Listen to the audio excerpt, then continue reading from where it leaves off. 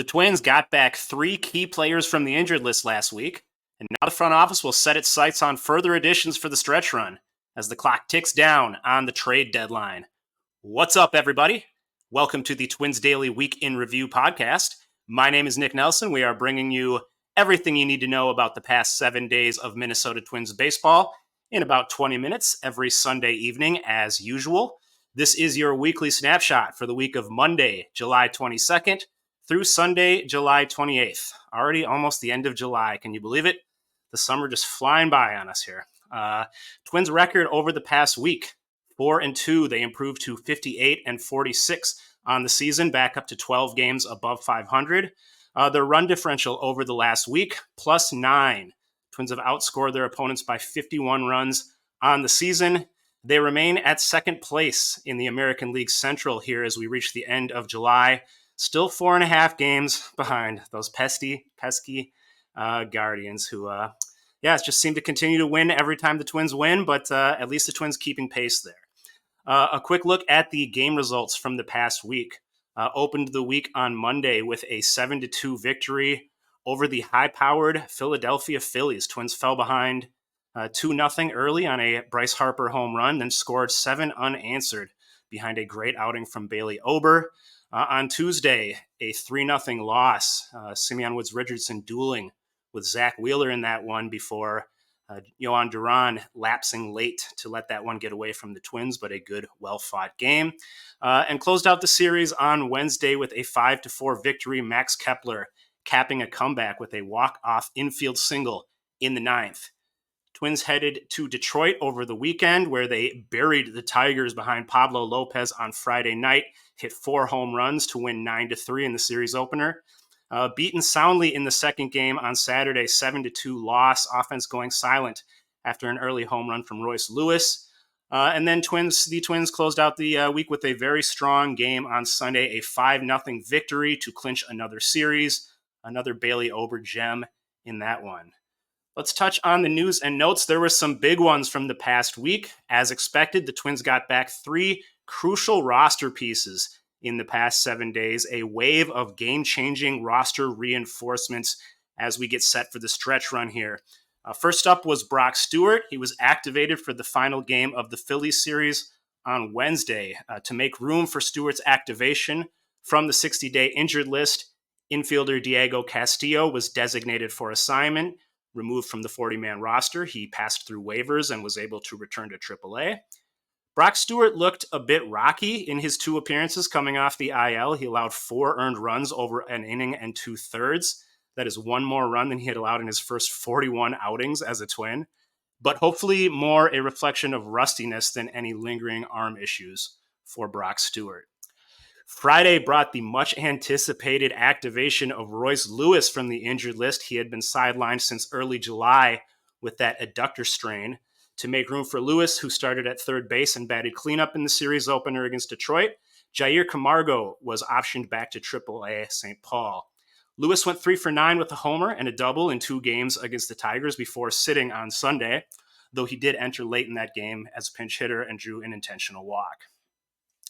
Saturday was Jose Miranda rejoining the fray, another key reinforcement off the injured list following his bout with a lower back strain. He replaced Edouard Julien, who was sent back to AAA following a very disappointing, discouraging stint in the majors. Julien struck out in about half of his at-bats and was beyond passive, just looked kind of overwhelmed at the plate. So hopefully can find his confidence and find his swing when going back to AAA here. Miranda went 1 for 4 in his first game back and then took a fastball to the helmet in his first at-bat on Sunday and exited the game. That was a scary moment. He fortunately passed preliminary testing for a concussion. He was diagnosed with a head contusion, so hoping all is well and Miranda can get back into the lineup relatively quickly. The team seemed to make it sound like they dodged a major bullet here or anything too serious. We wondered last week who would fill in for the injured Chris Paddack in the 5th rotation spot, which fell on Wednesday against the Phillies in that series finale. It turned out to be David Festa, although he did not make a traditional start, instead entered midway through the first inning to relieve the opener, Stephen Okert.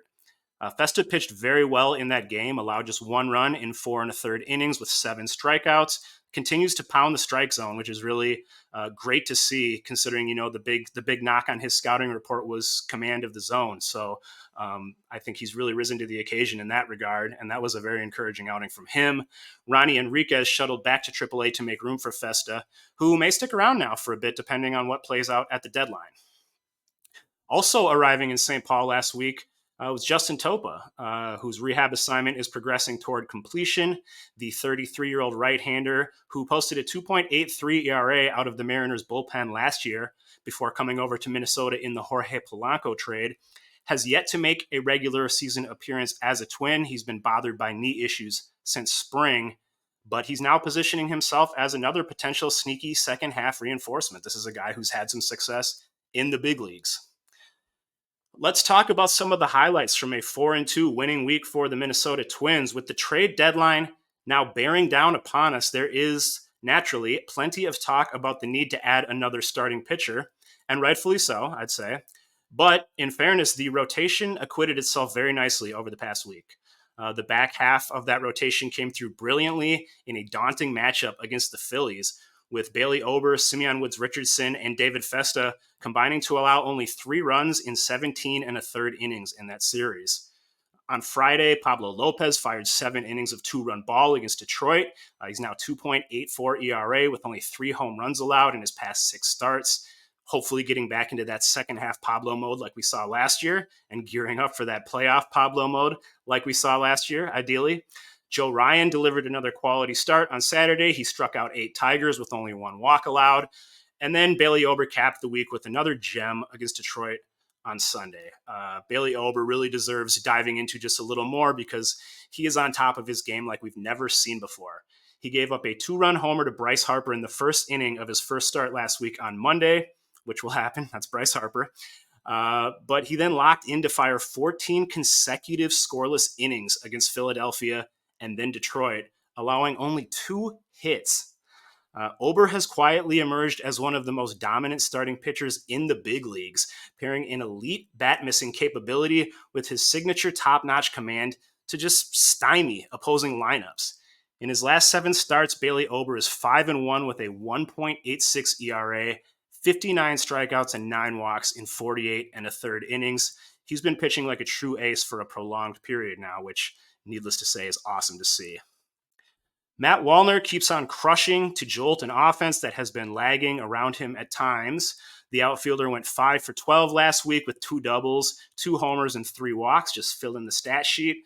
He leads the team in OPS since returning from AAA in early July and deservingly made his first major league start as the number 3 hitter in Sunday's game. A couple of other noteworthy offensive performances from the Twins. Christian Vasquez made the most of his 12 plate appearances last week. He notched 5 hits, including a home run, and drew 2 walks, while Carlos Santana put forth another strong week with 3 multi-hit games. Also, I will note that Byron Buxton notched 3 more extra base hits. He is slugging .684 in the month of July.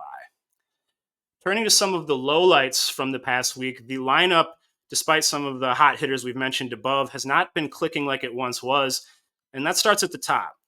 Willie Castro was mired in a big slump prior to reaching base 4 times in Sunday's win with a 189 average in July. He has only 3 extra base hits over the past month, all of them doubles, and continues to be one of the league's worst clutch hitters with runners in scoring position. Castro's defensive struggles at shortstop also have caused him to seemingly cede the interim starter job there to Brooks Lee, who has looked pretty good for his part. None of this is meant to downplay Castro, who has played to the utmost of his ability and been hugely valuable to the Twins, but he's not a flawless player, and he's been getting maximum exposure as an everyday leadoff man with constantly fluctuating defensive assignments. So some of those flaws are bound to come through with that level of exposure. At the plate, it's now a matter of adjustments being made on his part, and maybe we started to see that on Sunday. Brooks Lee is another once hot hitter who has cooled off here in the thick of the summer. He did produce a 3-hit game on Friday, but was otherwise 2 for 19 last week, and he's gone 11 straight games without an extra base hit after collecting a few in his first week or so in the majors. And he's often battling to get the balls even just out of the infield.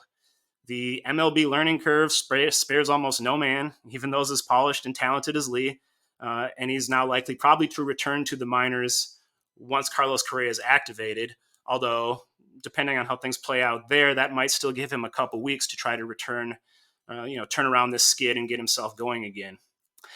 As Christian Vasquez keeps showing signs of life at the plate, Ryan Jeffers is trending in the opposite direction. He was 3 for 18 last week and had a number of rough at-bats.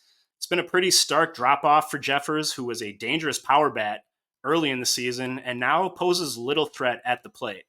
Pitchers are taking advantage by making quick work of him, taking command of these undisciplined, reactive at-bats. Ryan Jeffers is swinging at a career-high 32% of pitches outside the zone this year. In fairness, the offense, despite some of these guys struggling, some of these shortcomings that we've seen, was good enough for the Twins to win both of their series this past week, and they are going to continually get a boost here as Lewis and Miranda, hopefully, fully work their way back into the mix, and Correa's return, hopefully not too far off. We'll see.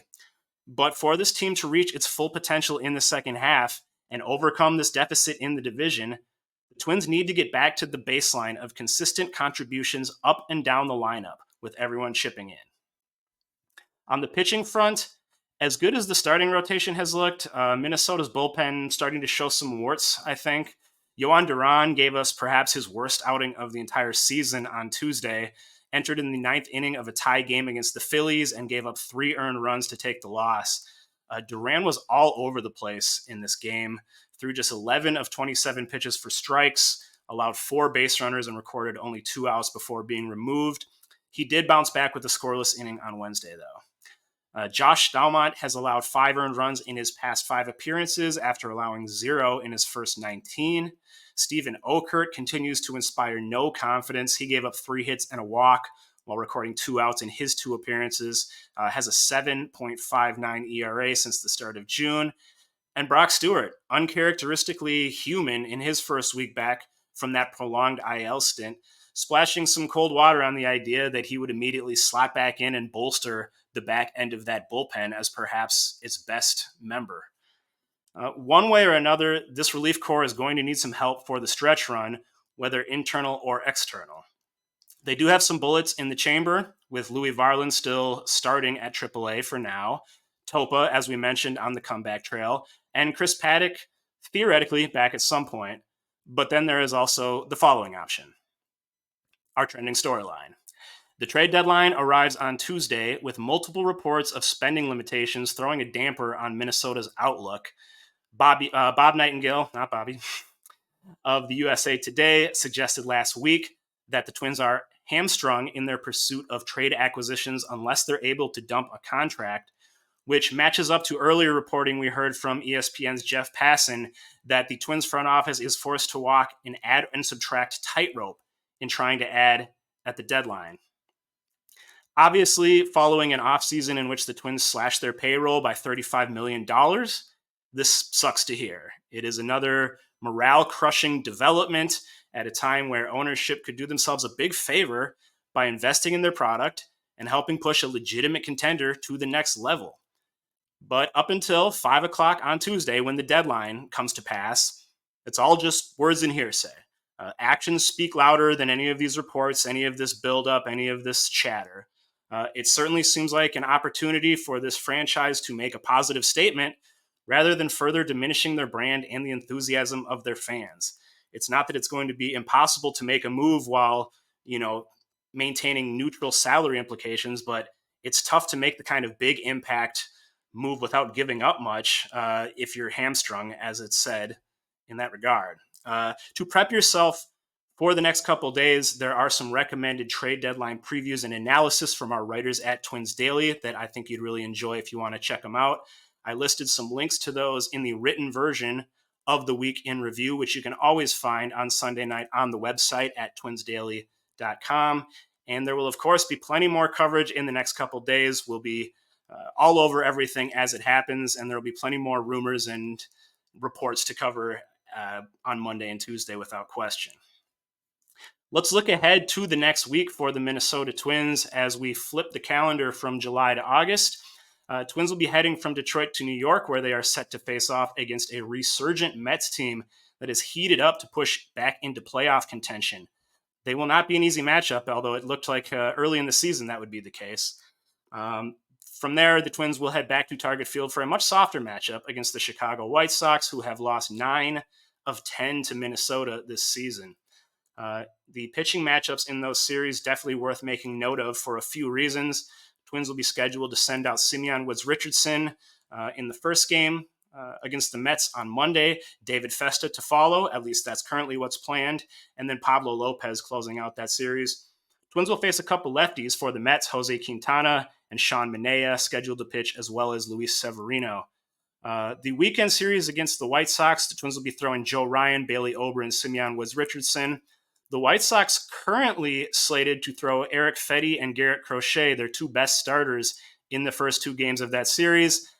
Those names, both hot commodities on the trade market, with the White Sox in clear seller mode.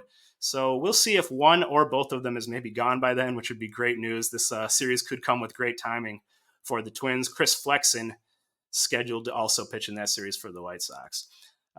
Again, please come by twinsdaily.com, check out the trade deadline coverage, participate in the conversation. We appreciate you listening to the show as always. Got through it a little quicker than usual this time, but another exciting winning week for the Twins. And we'll see you again next week, folks.